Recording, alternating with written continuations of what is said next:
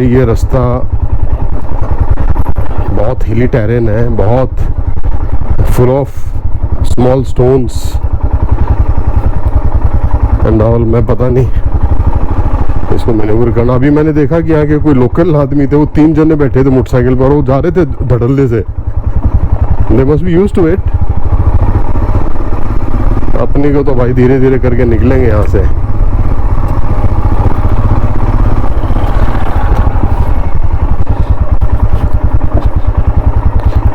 मैंने किसी से पूछा था तो किसी ने बताया था कच्चा रास्ता आएगा आगे। एक्चुअली मैंने ना गलत रास्ता ले लिया। गलत इन द सेंस कि वैसे तो रास्ता अच्छा है, लेकिन जिस रास्ते से मुझे जाना था, जो मैंने प्लान किया हुआ था, उससे बड़ा डिफरेंट रास्ता है ये। कहीं मुड़ना था, वहाँ मैं मुड़ नहीं पाया, सीधा निकला। फिर मैंने किसी से कंसल्ट किया तो उन्होंने कहा जी वापस जाने के बजाय आप सीधे जाओ और फला जगह से पॉइंट ए से आप लेफ्ट ले लेना और आगे कच्चा रास्ता आएगा, वहाँ से राइट एंड ऑल। तो अभी ये वो कच्चा रास्ता है। आगे गांव आएगा गवाही। मुझे वहाँ मिलना है किसी से, कोई मेरे जानकार है, एक बार उनसे मिलके और फिर मैं आगे एक बनी मंदिर है, बनी मंदिर जाऊँगा। और उस बनी मंदिर में मैं पहले भी गया हूँ एक बार, इसी तरह बाइक ट्रिप पे निकला था इधर मोरनी हिल्स में। तो अभी फर्स्ट गियर में चल रहा हूँ बस, क्योंकि डाउन हिल है और डाउन हिल पे फिर कंट्रोल करना बड़ा मुश्किल हो जाएगा, इसलिए आई एम। ओ भाई साहब,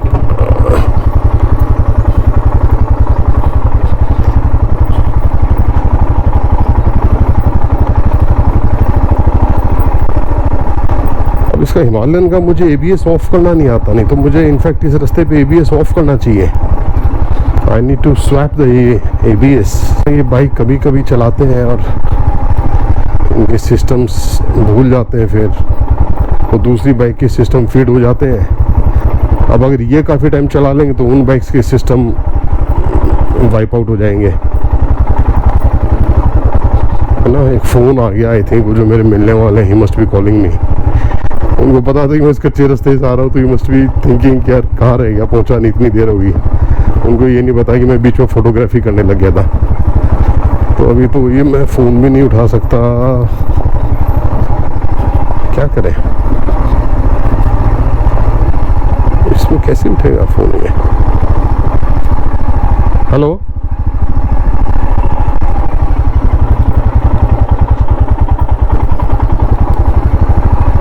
क्या आवाज़ आने लगी अब।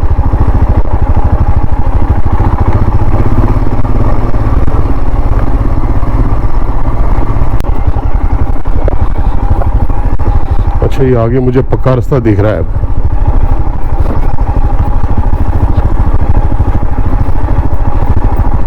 पक्के रास्ते पे मुझे अब कहाँ से जाना है। I think someone told me शायद लेफ्ट जाना है। गवाई गांव के लिए ये रास्ता है। गवाई गवाई है।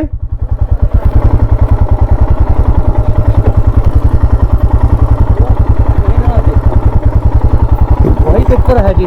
अच्छा, वो है अच्छा बलदेव जी का घर। हाँ हाँ हाँ, यही जाना है। हाँ, धन्यवाद धन्यवाद धन्यवाद।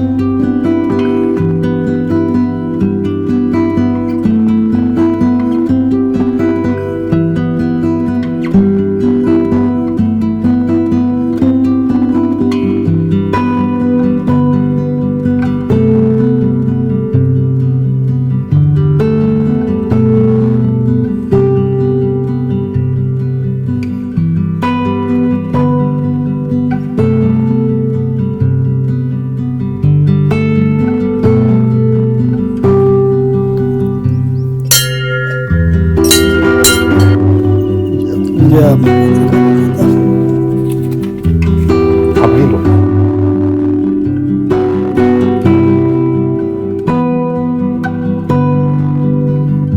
शायद हमारे साथ बलदेव राणा जी हैं जो बीडीसी मेंबर हैं और मेरे पुराने परिचित हैं।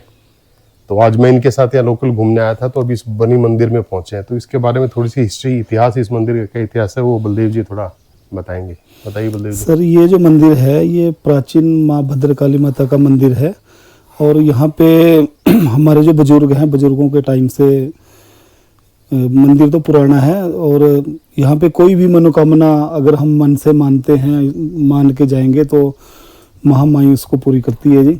और ये जो है ये पूरा जंगल ही जंगल है, पूरे जितने इसमें जंगलों के बीच में है जी। दूर दूर तक कोई यहाँ पे आबादी नहीं है जी कोई भी। लेकिन फिर भी अभी देखना भक्तों का तांता लगा रहता है। ये मंदिर तो है तो पुराना जी, बहुत पुराना मंदिर है, लेकिन यहाँ की एक हिस्ट्री होती थी। यहाँ पे जो था पहले बाजार होता था सर, पूरे नीचे यहाँ से लेकर नीचे तक पूरे दुकानें बताते थे। इधर एक राजा का किला होता था, नहान वाले राजे का, पुराने टाइम में।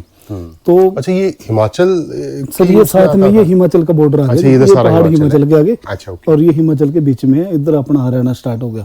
ठीक है। तो बहुत बड़ा बाजार होता था जी, बताते थे हमारे बुजुर्ग बताते थे पुराने टाइम में यहाँ की जो हिस्ट्री है। लेकिन कुछ ऐसा कारण रहा कि जो यहाँ पे कुछ गलत काम होने शुरू हो गए थे। लूट खसोट, कोई भी जिम्मेदारों से फसल उगती थी तो उसको ले लेते थे फसलों के उसमें काफी अत्याचार वगैरह जो बढ़ गए थे। तो कोई साधु महात्मा जी आए थे छोटे रूप में, वो आए तो उन्होंने भिक्षा मांगी थी उनसे। जैसे भिक्षा मांगी है इन्होंने तो पता नहीं कोई कारण ऐसा रहा कि उन्होंने मार पिटाई कर दी साधु के साथ। किया तो ढोंगी है।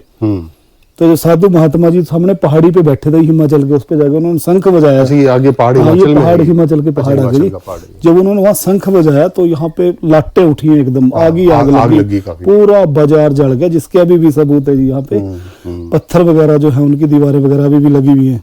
कुछ लोग जहाँ से भाग के वो अभी भी है, सराहा में है, लाला रमेश लाल जी, वो हर नवरात्र में वैसे आते हैं, वो हिस्ट्री बताते हैं यहाँ के कि पहले हाँ ऐसा हुआ था और कह रहे हमारी दुकानें होती थी।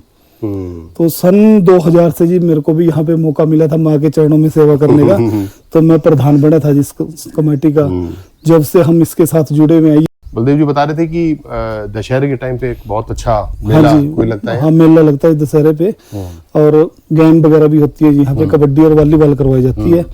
तो बहुत संख्या में लोग आते हैं जी यहाँ पे। दशहरे में तो मेला लगता है, उसके साथ साथ 9 के 9 दिन नवरात्रों में मतलब है। और भंडारे की जो व्यवस्था है यहाँ पे, पूरे साल में 365 दिन है तो हर रोज भंडारे की व्यवस्था है। अब मैं आपको बता दूं बलदेव जी कि मैं एक बार पहले भी आया था यहाँ, तो उस टाइम आपसे परिचय नहीं था मेरा। तो मैं यहाँ आया था तो भोजन का समय था, तो मैं यहाँ आया तो सुनसान था सब कुछ, मुझे लग नहीं रहा था कि कोई व्यवस्था होगी। लेकिन माँ ने कृपा की और जैसे मैं दर्शन करके निकला, बाहर एक सज्जन मिले, उन्होंने मुझे कहा कि जी भोजन करके जाइए। तो मैंने भोजन किया, हलवा, दाल, चावल, चपाती, सब कुछ, और बड़ी अच्छी व्यवस्था थी। हमारी शुभकामनाएं बलदेव जी के साथ, और उम्मीद करते हैं और बहुत माँ से आशीर्वाद मांगते हैं कि बलदेव जी अपने जिस काम में लगे उसमें और आगे बढ़े और नाम हो। धन्यवाद।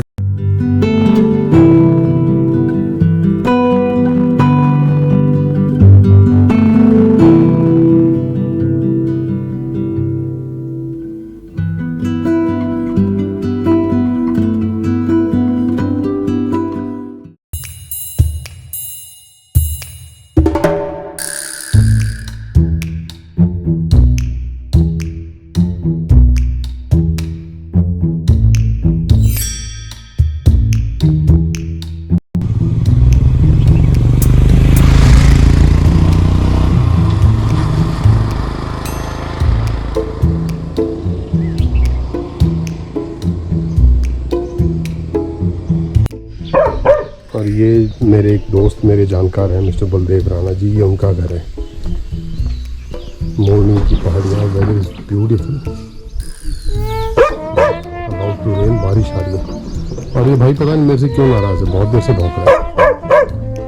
ये देखो,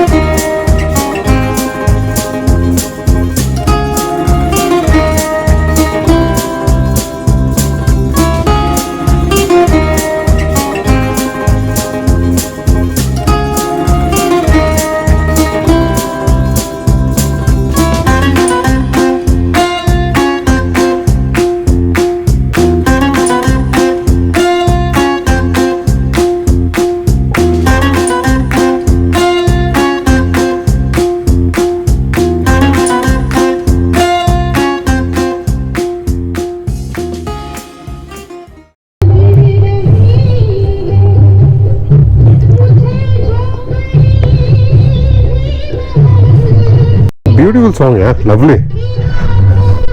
इसलिए कहते हैं कि you get unexpected things at unexpected place.